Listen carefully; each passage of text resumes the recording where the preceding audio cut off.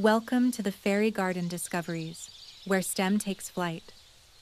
Amelia believed the garden was always talking. Leaves whispered in the breeze. Bees hummed directions. Stones clicked softly when they warmed in the sun. None of it felt like noise. It felt like messages waiting to be understood.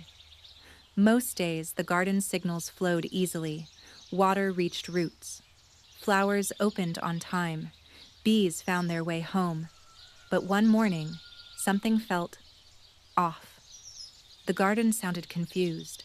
A vine leaned the wrong way. A bee circled without landing. A flower opened too early, then quickly shut again.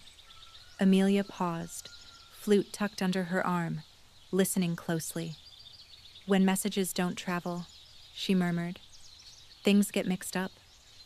The garden didn't answer, but Amelia knew the signs. Somewhere, a signal wasn't getting through. It started with the bees. They zigzagged back and forth over the flowers, buzzing loudly but landing nowhere. "This bloom? No, that one. Wait, who said that?" Amelia hovered nearby, watching carefully. "Bees use signals," she said softly. "Buzzes, dances, patterns. That's how they share information." A bee landed on a leaf, clearly flustered. "I did the dance," it insisted. "Twice." Another bee buzzed past. "I thought it meant turn left." Amelia frowned. The message hadn't changed, but something about the way it traveled had. She lifted her flute and played a short, steady note. The sound carried gently across the garden. The bees paused. "Ah," one said. "That's clearer." Next, Amelia noticed the plants. Tall flowers leaned toward the sun, but shorter ones stayed folded, as if they hadn't received the news. "Plants use signals too," Amelia whispered. "Light, water, timing." A leaf rustled weakly. "We didn't hear it was morning," it said. Amelia knelt beside the soil. The ground felt dry in one patch and soaked in another. "Messages usually travel in patterns," she said. "When something interrupts the path, the message can't reach everyone." Nearby, a very dramatic root groaned. "I've been waiting all day." Amelia smiled gently. "Let's fix the path," she said. Amelia followed the trail of confusion through the garden. A ladybug waved both arms wildly from atop a rock. "I'm signaling danger," it shouted. "Is anyone listening?" A bird chirped from a branch. "I thought that meant lunch." Amelia sighed. "Signals only work if everyone understands them."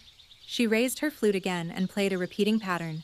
3 soft notes, a pause, then 3 more. The sound bounced from leaf to leaf.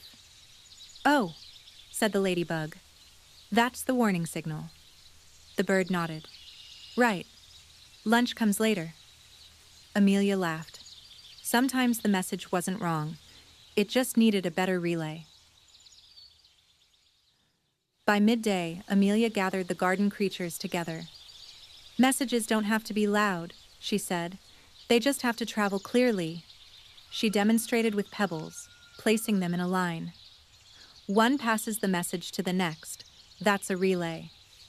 She clapped once. The echo followed. "Patterns help us recognize meaning," she continued. A worm raised a tiny flag. "What if the message gets tired?" Amelia grinned. "Then we repeat it." She played the signal again, steady, calm, and familiar. This time, the garden responded all at once. Flowers opened. Bees danced correctly. Leaves rustled in agreement. The message had finally arrived. Not every message traveled smoothly. Amelia noticed a breeze rustling through tall grass, carrying a warning far too fast. The leaves fluttered wildly. "Storm coming!" the grass shouted. Nearby, a tiny flower trembled.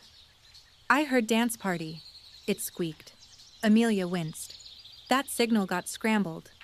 She held her flute low and played a slower rhythm, steady, gentle, and even.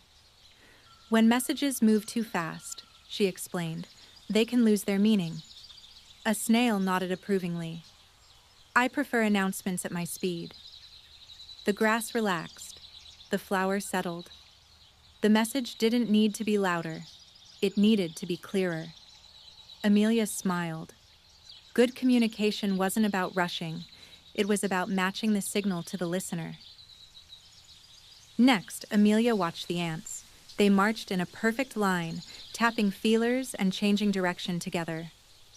That's a relay, Amelia said. Each ant passes the message along. An ant paused beside her foot. We don't shout, it explained. We pass it step by step. Nearby, a grasshopper tried to help by yelling the message across the garden. Turn left, no right, wait. The ants scattered. Amelia gently waved the grasshopper back. Relays work best when everyone knows their part. She tapped the ground softly in a repeating pattern. The ants reformed their line. Message delivered. The grasshopper sighed. I just get excited. Amelia laughed. Enthusiasm was nice, but systems needed order. By afternoon, the garden buzzed with signals. Bird calls echoed. Leaves flickered. Bees danced precise patterns in the air. Patterns help messages stick, Amelia explained. When signals repeat, we learn what they mean. She played the same flute phrase 3 times. The first time, the garden listened. The second time, it recognized it. The third time, it responded. A flower opened. A bee turned. A leaf shifted. Nearby, a very proud cricket chirped loudly. Once, twice, 37 times. That's a lot, Amelia said kindly. I'm reinforcing the message, the cricket replied. Amelia smiled. Repetition works best when it's just enough. The cricket paused. 36 then? As the sun lowered, Amelia surveyed the garden. Messages were flowing again, calm, clear, and shared. Signals traveled along paths. Relays passed information gently. Patterns made meaning easy to understand. The garden felt connected. So that's how communication works, Amelia said softly. Signals send messages. Relays carry them. Patterns help us understand. A leaf rustled contentedly. Much better, it said. A bee landed nearby. I like knowing where I'm going. The grasshopper raised a hand. I will try whispering. Amelia tucked her flute away, heart warm.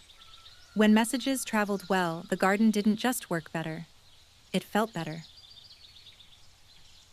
Just when the garden seemed perfectly connected, something went wrong again. A bird called out from the treetop. Water's coming, the frogs heard. Dinner's coming. The flowers heard nothing at all. Amelia hovered, listening carefully. The message is traveling, she said, but it's getting changed along the way. A leaf sighed. That happens when too many messengers add their own ideas. Nearby, a very proud squirrel nodded. I like to add flair. Amelia smiled kindly. Messages work best when they stay the same from start to finish. She played a simple, repeating signal, steady and familiar. This time, the message passed cleanly. The frogs croaked. Oh, water. That makes more sense.